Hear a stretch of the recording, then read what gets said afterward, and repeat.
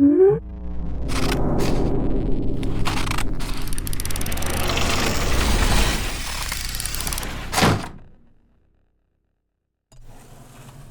does woman mean to you? It's about being inquiring, empathic, and expansive. I don't know, I've not been anything else, so... Expansive, you know, because culturally there's quite often a directive for women to be reductive. But I like the idea of expansion. We create feeling and we create life. Did you have a role model when you were growing up? Yes, I did. And that was Emma Peel in The Avengers. My role model was Olga Korbut.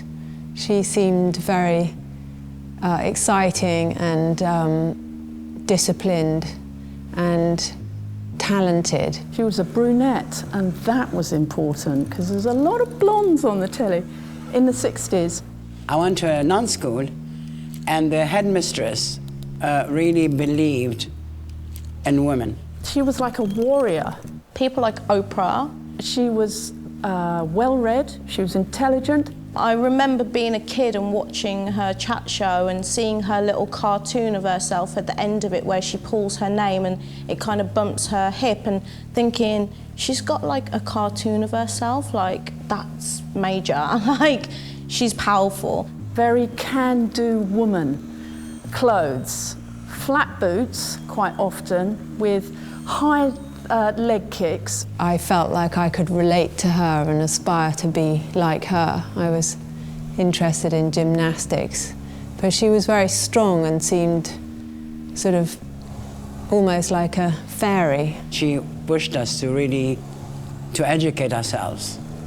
So it was very interesting. People would assume that if you're from the Middle East or you are in a school full of nuns, you don't have these kind of ambitions, but it was a very, very interesting time in my life, and so we build up that confidence that we can do things. Describe what you do and why you're passionate about it. I work in fashion, and it is a fantastic carrier for messages. I design all sorts of clothing. I like to experiment with how I can sort of change a mood. I started a nail salon called War Nails. I do architecture. I've always wanted to be an architect. Despite all the hurdles and the difficulties, I still think it's a great profession. I love doing it. There's nothing more exciting for me than trying to make space. A place where conversation would happen and projects would be born, and we would do things like have gallery shows and book launches and record launches. When did you realize that you are good at what you do? What do I do? Every day I have a kind of little conversation about that and think of something that I've done that I like, and then think, yeah, I'm good at what I do. When somebody can respond to something that I've put out there. When I was in my 4th year studying architecture. I kind of knew from when I was 12 that I was going to achieve good things, and I pretty much plotted out my life to be where I am now from age 12. I understood what I could do, but it took a long time, you know, to think that way, that I'm good at it. How has your outlook changed over your career? I appreciate creativity sort of more than ever. I see the beauty that people make. Children definitely change your outlook. My ambitions are still the same. But I also see the corporatization of creativity and the driving force of money over everything. When I was like 15, I'd think, when I'm like 30, I'll have a baby and I'll be sending emails and the baby will just be sat on my lap and it'll be fine. And I just really had this impression of a lifestyle and career that I feel I've really achieved now. But what I wasn't anticipating was how much I loved being a mum. Like, I love it.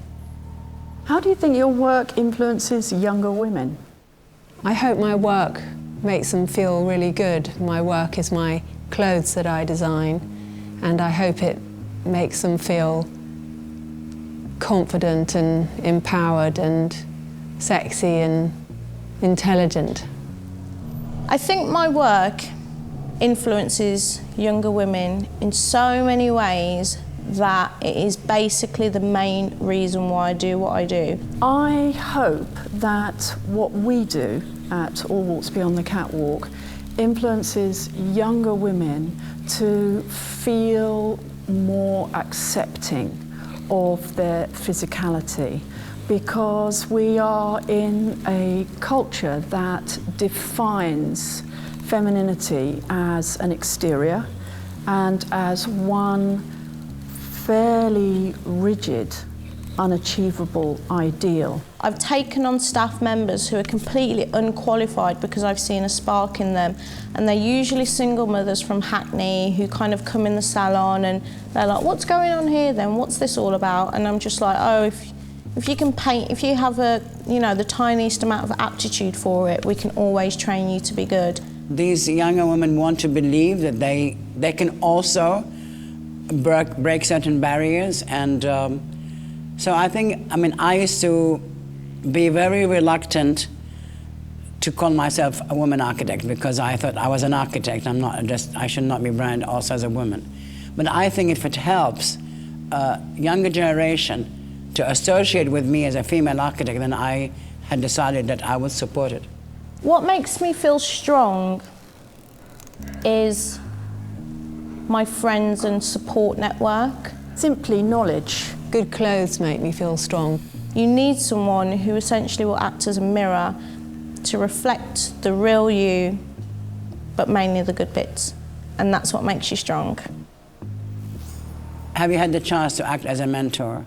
Well, I have a son, so I'm always thinking of setting an example.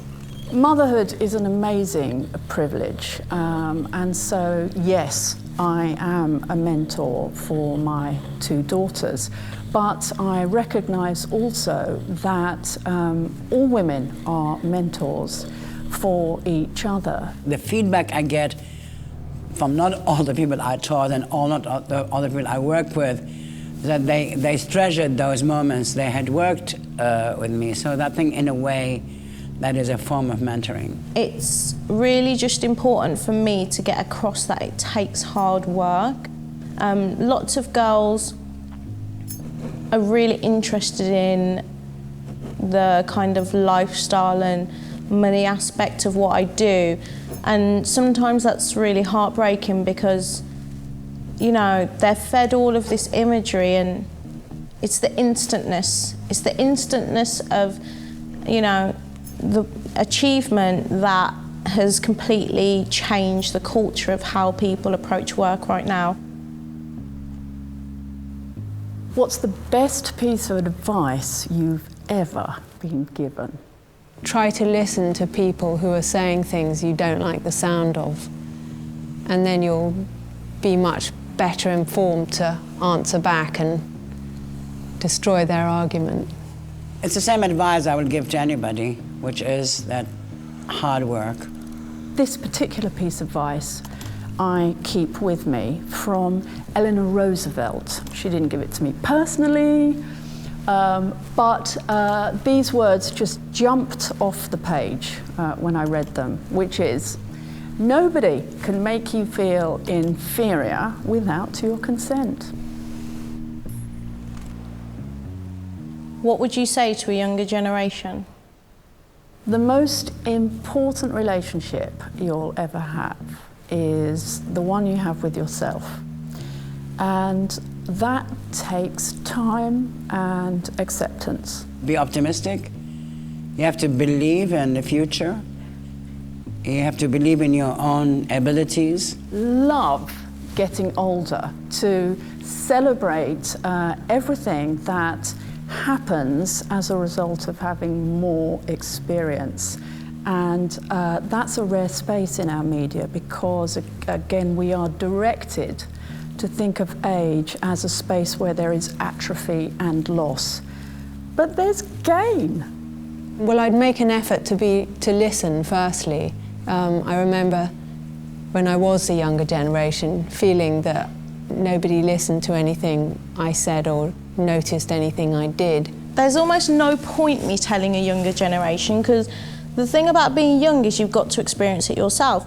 Everyone can give you all the, you know, bits of advice and wise words in the world, but you're still going to be that insolent young person, and you're going to just go off and do your own thing anyway, and that's great because you've got to learn yourself.